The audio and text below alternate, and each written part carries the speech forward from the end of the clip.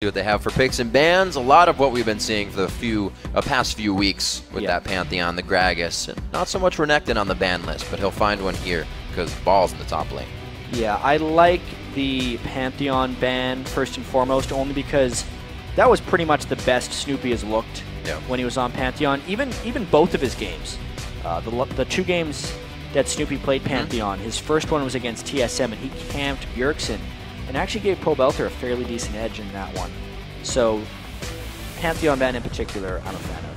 And we talked a little bit about where EG's win came from, a very early aggression in the early part of the game on Crumbs, who was on Elise. That's going to be picked up by Cloud9 right here for Meteos. Yeah, I think EG would be very smart to pick Leona here, only to try and mess up a little bit of Cloud9's champion rosters.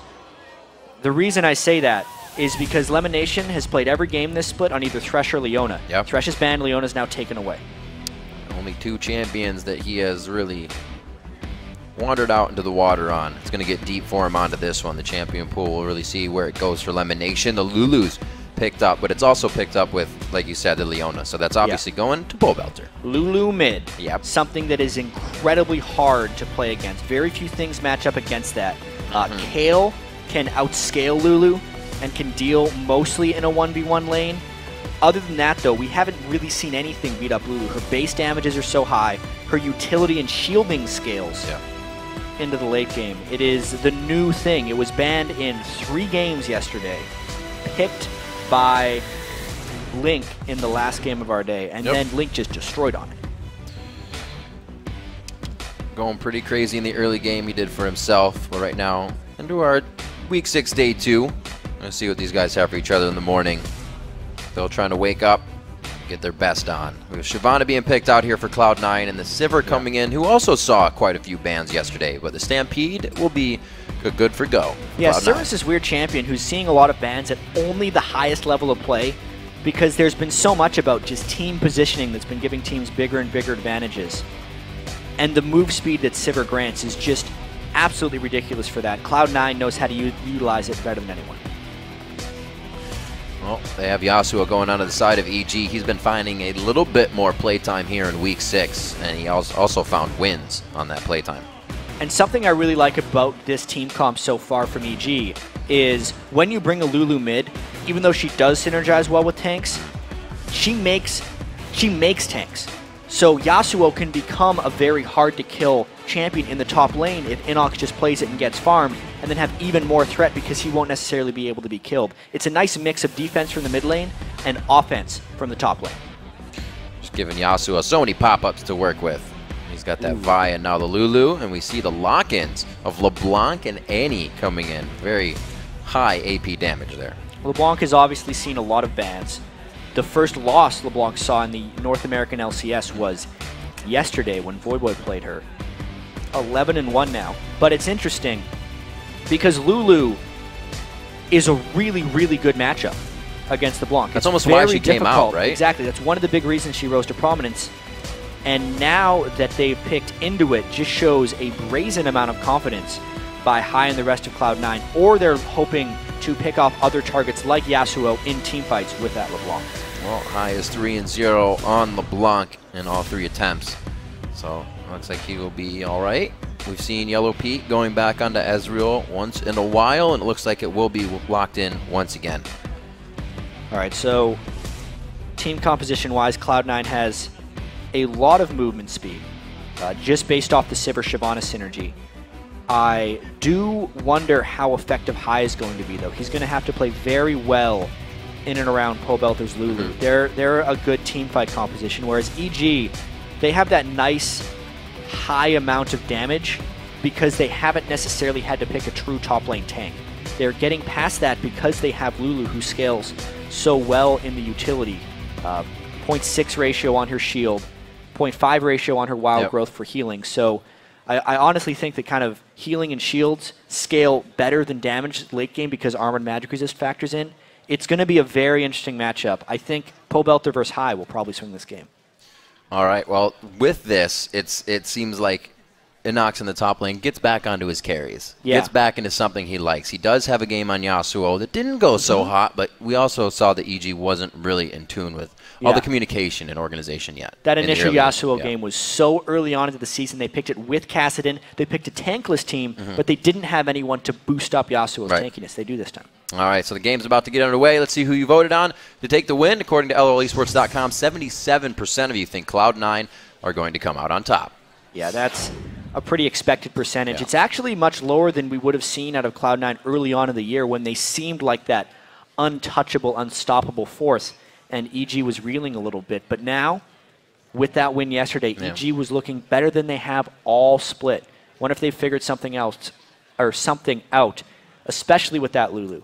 It has had so much potency in all of our LCS games. It's a lot of teams have been able to control the mid game a lot. Not maybe that's a contribution to Lulu, maybe not, probably not. I think it is. But, all right, so we'll see. Lulu's early and mid game all over the place. It's able to being able to go down to Dragon, have that control over the area, zone it out, and get the win.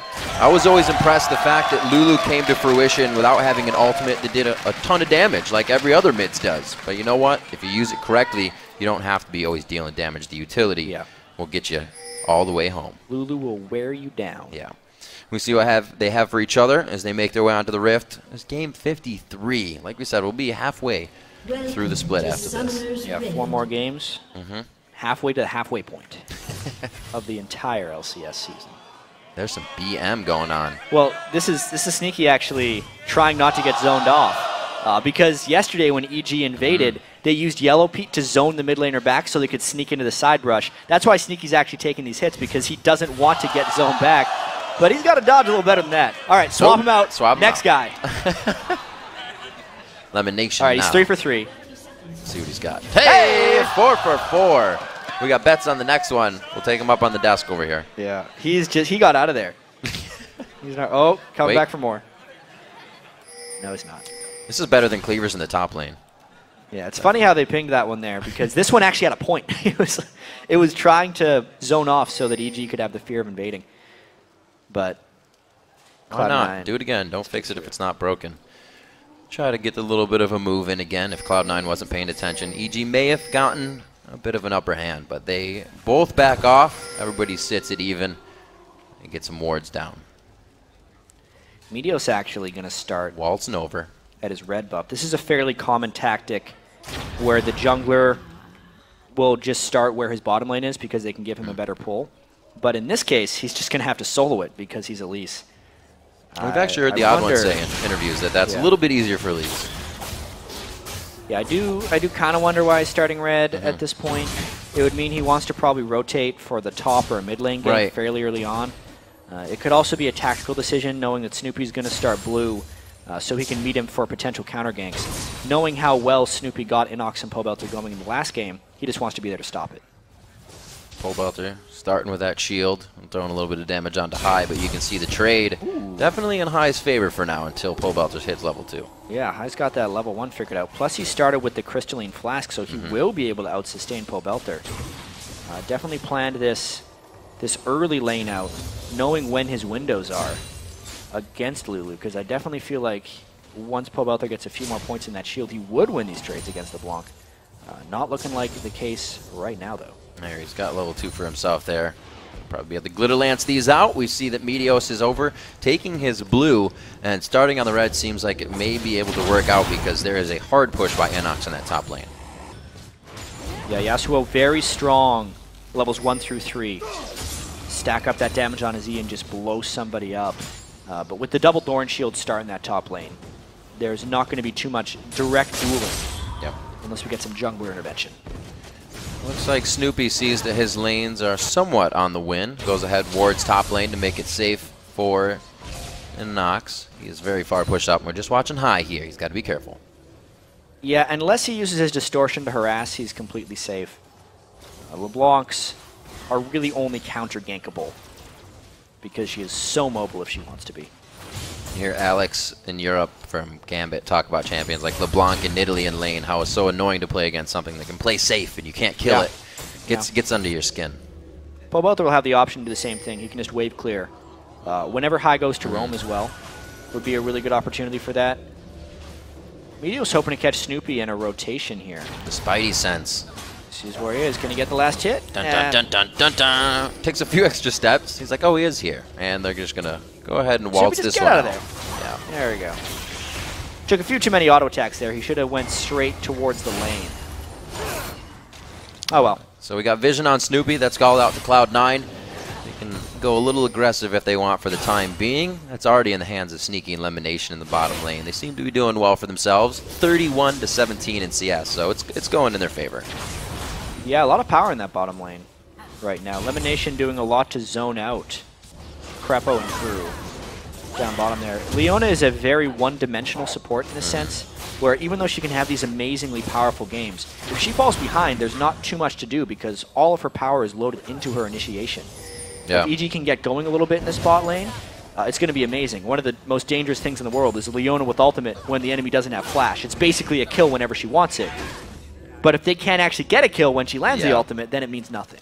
Just wave clearing right now. LemonNation to stop any engagements. This will be a big fight. With a stun. InnoX going to be Snoopy's walking back. a little bit far behind. He has to run all the way around.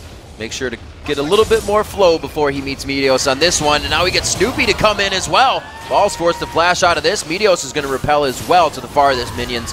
They're going to be safe for now, but a great counter. Yeah, really well played by InnoX there to delay enough for Snoopeh to walk all the way around the corner and then land that vault breaker.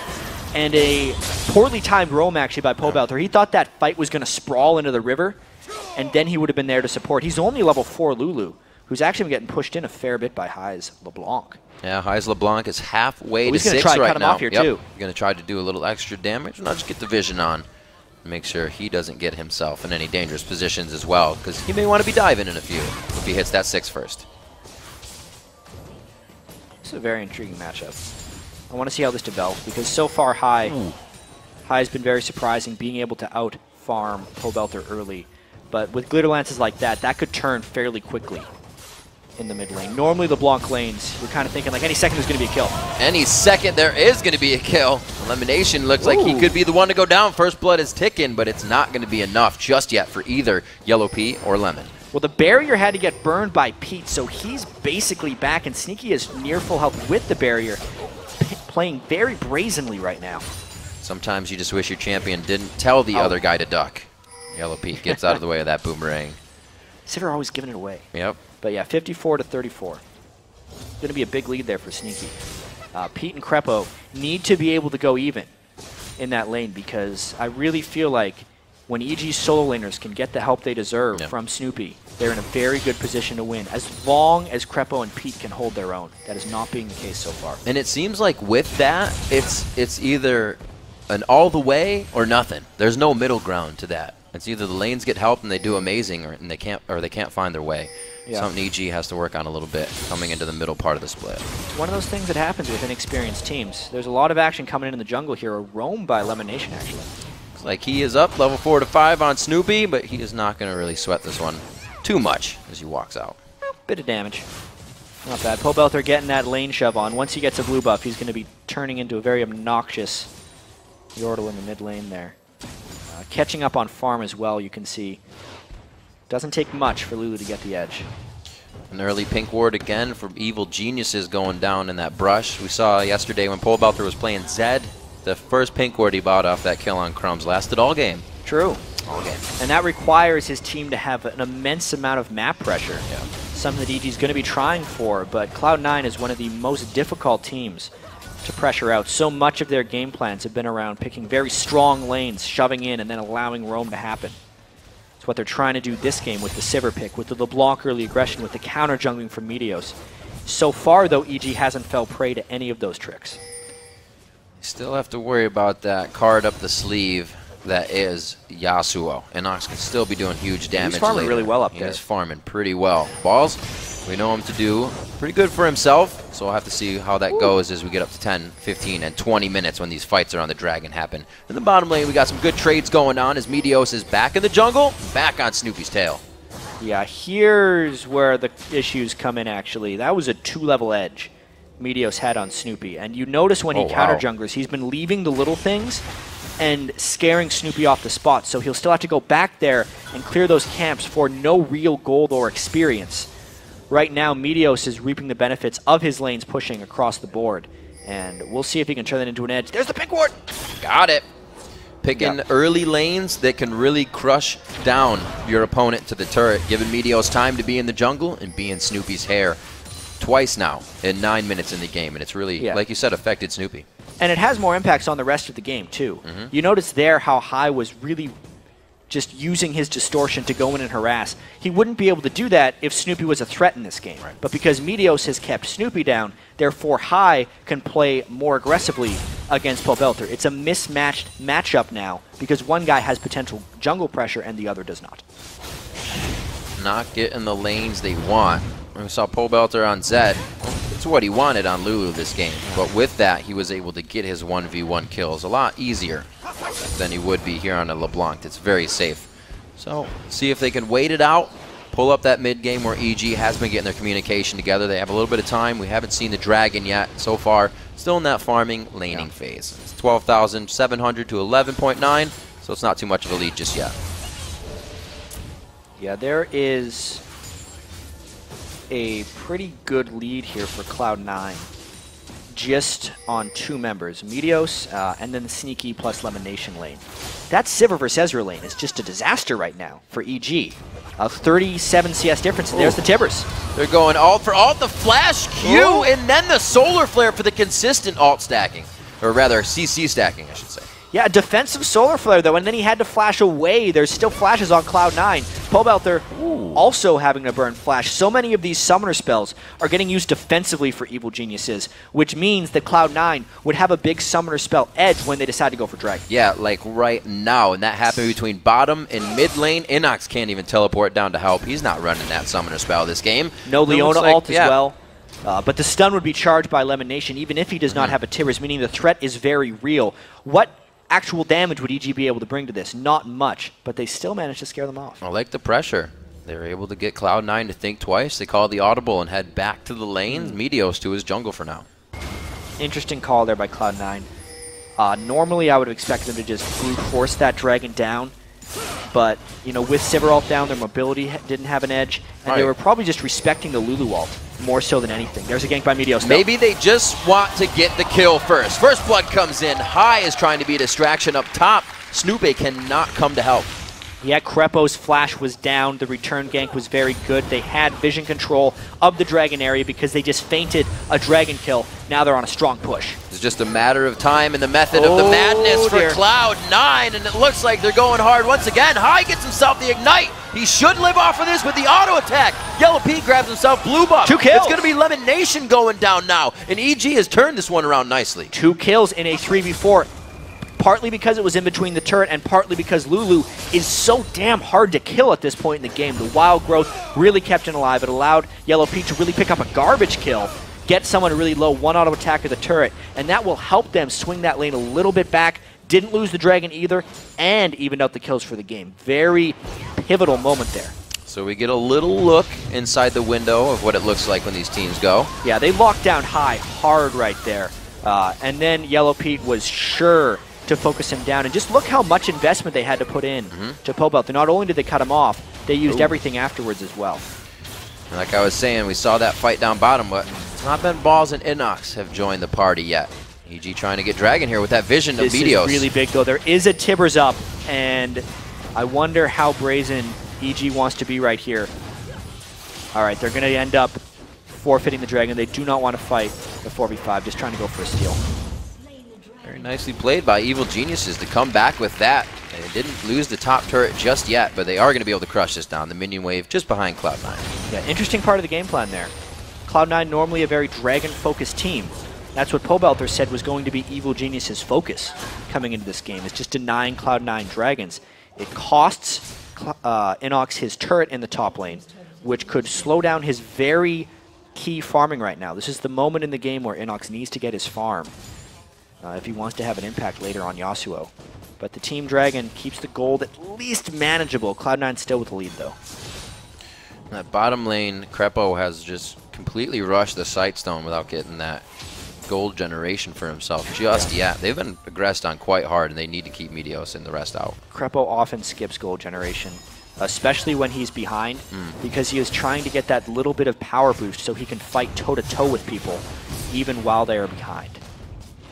Can't say enough, though, about Sneaky and LemonNation destroying that lane. Sivir is not necessarily a good matchup against Ezreal. Ezreal can theoretically outpoke and out-harass. The zoning of LemonNation is probably what did it for them, being able to just threaten Krepo and never get hit with a timely engage. Pink ward getting cleared out by Pobelter. His blue buff is on. I believe Yellowpete is still rocking the one he got from high just a few minutes ago. So they're sitting pretty in this mid part of the game. As we said, where EG would start to make a bit of their comeback. Still a top lane to see coming into this game and having a factor. As High is positioning himself to get damage on Pobelter, but he's not having any of it. He knows what's happening. Yeah. There's a bit of a roam coming now because there's been 2 turrets taken down by Cloud9, meaning the control is being lost for Evil Geniuses right now. I also kind of want to point out the squishy build that's coming out from everyone on EG is because they're trying to rely on the defensive capabilities of having Lulu mid by building more damage elsewhere. Snoopeh would almost never go Spirit of the Elder Lizard to a Brutalizer on Vi, because as soon as he goes in, he would theoretically blow up. But if he has the Lulu ult or the Lulu move speed going in, then he might have a little bit more survivability. They're going to have to get into those fights pretty soon, though, because if they lose all 3 of their turrets, it's going to be very tough for them to come back here. Cloud9 is warding up so those fights do not happen. We just saw Meteos and another ward by Cloud9 get placed up near the Wraiths and that red buff that just spawned for Evil Geniuses. Snoopeh has been punished at the red buff once now. We'll see if Meteos does it again. Yeah, limited wave clear here by Evil Geniuses. The wave push of Sneaky Sivir is rather relentless right now. They don't really have an answer for Balls' Shyvana in the top lane either. InnoX having to kind of let him have his day up there.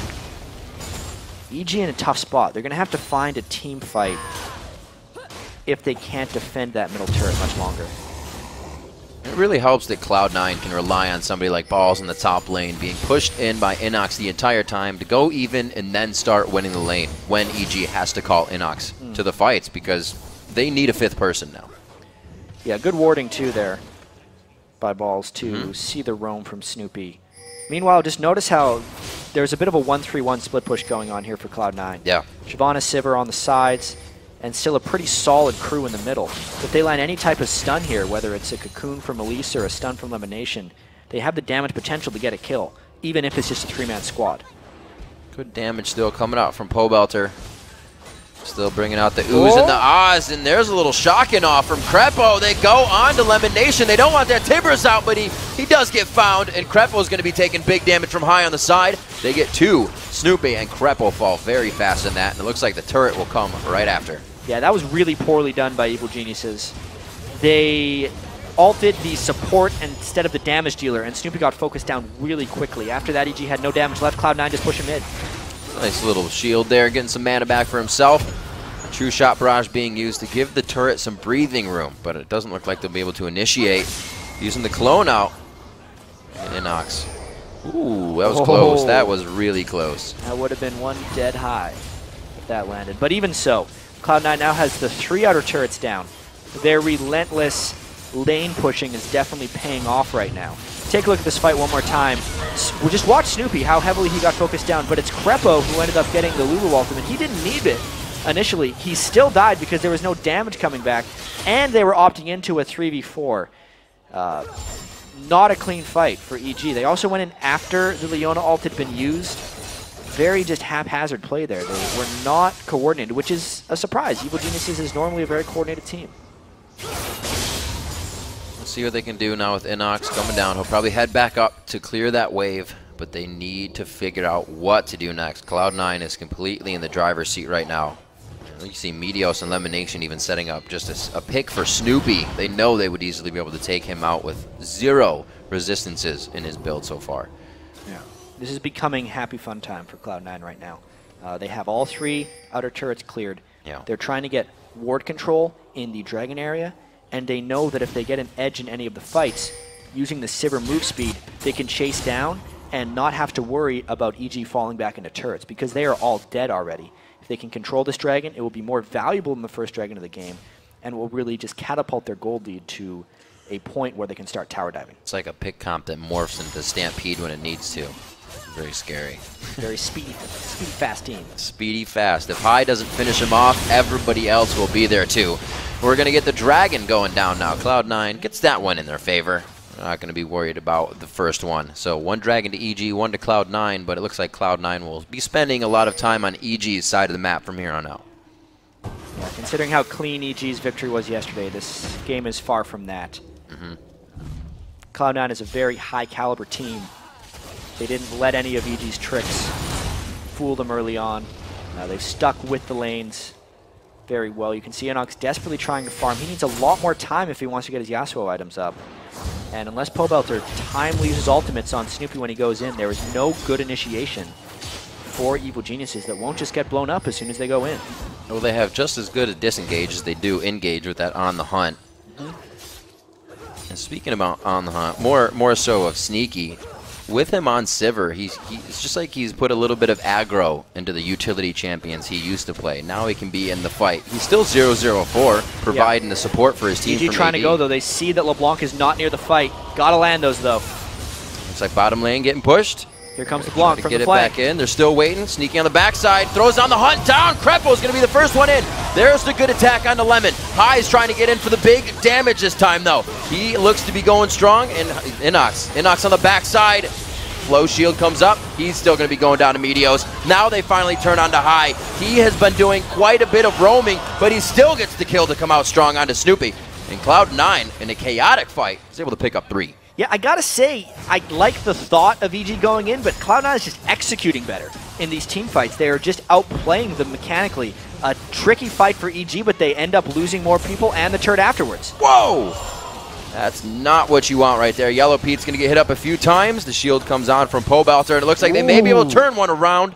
Not enough damage. They leave each other limping. Yeah, that was not the fight EG wanted. Krepo was caught out of position, and you can see he decided to turn it right away and get the jump on LemonNation, but watch, they burn almost everything on LemonNation, and then specifically, watch for the Lulu ultimate. He throws it really early onto Ezreal up top where he didn't necessarily need it. They could have used that in the brunt of the team fight, but they were just kind of out of sorts. It was because High scared him into it, and then Yellowpete actually dodged the burst by himself. Generally, I think you should save the Lulu ultimate for the people who can't mechanically outplay, like Ezreal, who can dodge a lot of the LeBlanc stuff. Tricky situation for Pobelter to be in. When his entire team builds squishy like that, he's forced into kind of protecting everyone, and at the moment he just doesn't have faith in the rest of his team to save themselves. It always gets scary as a support when you see 2 fights breaking out and you're like, I have a decision to make.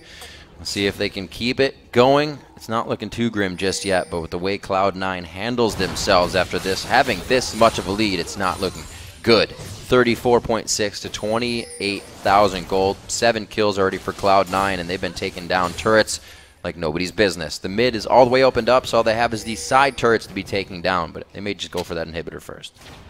Yeah. 4 turrets to 0, very difficult place to be in. EG loves to force fight after fight when they're down like this. Going for the long haul on that one. Yellowpete with a great true shot barrage, passing through the entire team. Meteos comes in, answers back with a retribution kill as Krepo is going to burn down from the ignite, but they pick up 2 right on top of each other, and they will continue chat. Yellowpete's forced to flash. They won't follow on Pobelter or the speed steroid, so it looks like they back off. Not looking good. Yeah, a 3-for-1 that time for Cloud9. EG does a lot of this, actually. When they sense they're down a little bit in a game, they will try and force team fights really quickly because they want to jumpstart their way back into the game. It rarely works for them. That was a situation where they were hoping Cloud9 didn't have 5 people in the area, but they did.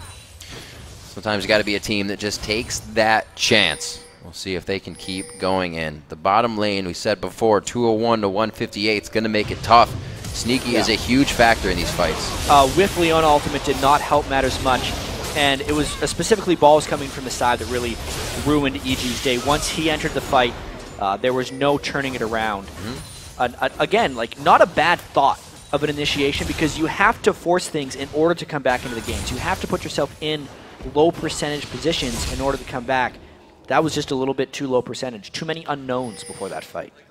You can see EG trying to get what they can here, scratching at the mid turret, but it takes all 5 of them. They can't even have InnoX off split pushing right now. They need to make sure they don't also get engaged on that. On the hunt, such a scary factor. The Talisman of Ascension is not finished on the side of EG, so they can get caught out quite easily. Yeah, and 5 of them being in the mid lane here, down 8,000 gold. They should not be there long. Yeah, they're backing away. They got good wards on the bottom side, so it doesn't look like they can. Oh, it doesn't look like they'll be hit up while they're backing, I was going to say. Cloud9's also going to use this time, get themselves a little more structured for the next attack. They know EG does not have much more left in them.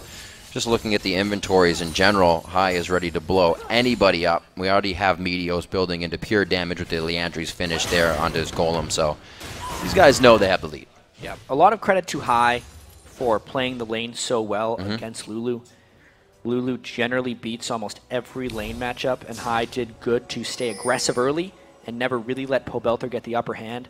Likewise, the rest of the Cloud9 team kept a high enough frequency of fights that he wasn't trapped in lane against Lulu. He could often roam around, and Pobelter was distracted with other responsibilities. So now that they're at this point in the game, you can see Pobelter really doesn't have much ability power and is not a huge factor yet on Lulu. This Dragon fight, if EG decided to contest, would be probably a disaster, but it could be an opportunity they want to take.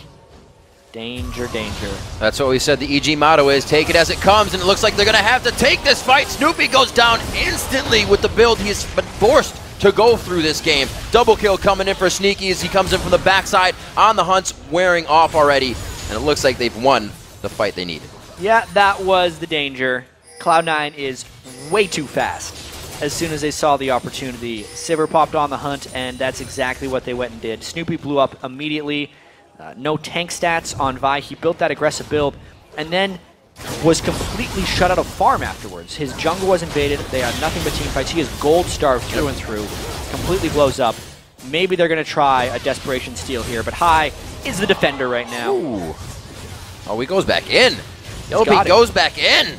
Baron going down. Pete trying to use the last bit of his mana to fend off High there. You saw he almost got killed, but Pobelter, the saving grace with Wild Growth, so that's also going to be down here. Cloud9 easily cleaning up this in the mid lane. They have not lost a turret yet this game, which goes to show their rotation, map control, everything has been top-notch so far. Yeah, Cloud9 looks good right now. And they're going to lose this. Go figure. Yeah. Playing their conventional stuff. LeBlanc is a very popular pick. Sivir is banned at the highest level of play. Shyvana is Balls' most played champion now as well. You know, they're just picking what they're good at. This is what Cloud9 has always excelled at doing, not necessarily having to be outside the box. They play what they are good at, and they make it work with execution. They're trying for something. He's going the other way, though. They're looking for the elusive Balls. Farming in the bottom lane now. He's just doing some working out. Don't bother a guy when he's working out. 007 right now as well. Good score. Yeah, he is. Wow, fancy that.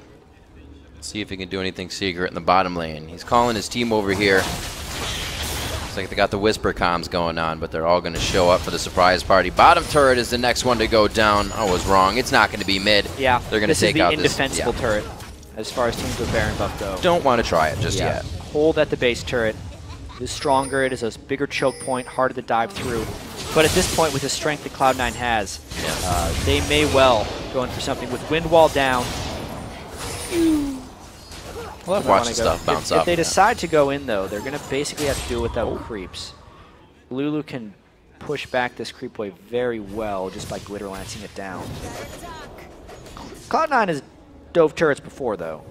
They know how to do it. Snoopeh's still building up quite a bit of damage. They're really focused on him being that catapult for InnoX to get in. Yeah, they're in. Yellowpete, he again gets the Wild Growth, but it doesn't last too long. They're going to trade back onto one. No, not yet. Snoopeh goes down there. Finally, Sneaky gets hit up too hard. Pobelter's on the backside. The clone comes out from High's passive. They're trading back and forth, but the ace is going to be all she wrote coming in for Cloud9. Yeah, a really crazy-looking fight there. Cloud9 just went all in. You can see InnoX. The potential of this EG team composition was there. InnoX just about blew up Sneaky by himself. But they are just so far behind at this point. It's Ball's going even in the top lane. Let's actually see this fight. Yeah, first. watch the Yasuo. He has a pretty good combo here. He chains his own knockup. And the fact that him and Krepo get on Sneaky right away, they blow him up. But aside from that, because they were just sitting in that Dragonfire the entire time, the rest of their team dropped down. Nice little move by High there. Good stun by Krepo to close him out. But it was just the overwhelming force of Cloud9. There's too many people in there with too many stats. And the game has just been going this way the entire time since minute 1. Balls did not allow InnoX to get really any kills or farm ahead of him in the top lane. So you don't have the Infinity Edge, Static Shiv, Yasuo taking everybody out right now. You're still waiting for that. Meteos was in Snoopy's hair the whole time. High was taking out Pobelter and causing him trouble. Usually you only have a few of those. They have every one of them mounting against EG right now, and that's why this just looks so clean. 13,000 gold down, only 30 minutes in. EG would need some kind of a miracle here. You can see Sneaky continuing to build up damage. You know they want to end it before InnoX gets a lot of items, but there's not a heavy need to, only because Sivir is so powerful right now. As long as he can stay clear of InnoX better than he did last fight, just the ricochets alone, combined with Shyvana, the amount of AoE damage that brings to team fights. Also, just because LemonNation has had so much gold, he has a Leandries on Annie. And a funny thing is, Annie's one of the best things to get Leandries on because the Tibbers itself will do the Leandries procs for current health percentage just by being next to someone. It's mean. It's pretty hot bear. They don't need 2 of them, though. If I was Cloud9, now it's Meteos, I'd say, why building Leandries? I already had it. If you're burning the same person with 2 Leandries, it doesn't double, it just refreshes the existing tick, so it doesn't help that much. They'd like to think so. This is a very hard turret to defend. EG should not be here. Well, they weren't there on the bottom side. I guess the top side's, whoa, Snoopy go, he's already dead. We didn't even get to see that happen. He just like went to a black hole. If you go off the bottom of the screen, you die. Well, yeah, that's how every game works. They're still going. The turret's not even there. Wrong way, EG. Faces the other way, but Cloud9's not going to give you anywhere to run for safety. Pobelter going to be going down quite soon. He was going down the last there. Oh. Yellowpete's the one to get hit up. A nice boomerang over the shoulder of Sneaky. They're going to go ahead and get another ace in the game. That's the second one for them. Should have ducked that one. 22-6. You could see as soon as EG was out for that turret, they shouldn't have been there. Shyvana came from behind, and that's the surrender. Much needed. There he is. Get the stretch on. What a workout for balls in the top lane. Shyvana, a pretty good game for himself. Some pretty good scores, actually. 2-0-15 for balls, 8-0-10 for Meteos. Dynamic duo right there. I'd say the Meteos and balls top lane jungle synergy is higher than any other combo like that in the North American LCS. Yep. So often you think about the mid laner and the jungler. For a lot of times, Cloud9 is about the top laner and the jungler because those two always seem to wreck house. Cloud9, again, a very slow, methodical game. It wasn't anything out of ordinary for them there. Meteos with his regular counter jungling once or twice. The rest of the team with consistent lane wins. How hard is it to win a game against Cloud9 when you can't get the lanes to be in your favor? Yeah, something that kind of fell by the wayside discussion-wise was how good individually Cloud9 has always been. When they joined the LCS back in the spring split of 2013, summer split of 2013, they were almost their entire team top 10 of Challenger. They've obviously not kept up with that exact amount of solo queue because they've been more focused on the team play, but that's the individual level of play those guys bring into the game. They are good, and it allows Meteos to counter jungle because his lanes are so competent on their own. And the dual lane has definitely gotten a lot better on the bottom lane. Sneaky and LemonNation used to kind of be the, we'd say they're not warding as much. They're the ones to get hit up. And then with Sneaky being utility, it's all right if he dies a few times because he just supports the team with an Ash Arrow or with On the Hunt and speed up. But they themselves, we saw it this game, they were going hard from minute 1, and they've really been able to put up their own numbers this year. It's really interesting. Sneaky seems to have this initiator's mind from an AD carry perspective, which is very rare. With AD carries, they're the ones that just kind of wait for things to happen and then stay at the outside of the battle. But the fact that he has had so much success on Ashe and now Sivir, his ultimate is really the thing that keys team fights, and he is very good at judging when it is time to go. That was another example. Anytime EG was like, oh, they shouldn't be there, immediately the Sivir ult came in. And they showed EG why they shouldn't have been there. And they took the mark and they hit it.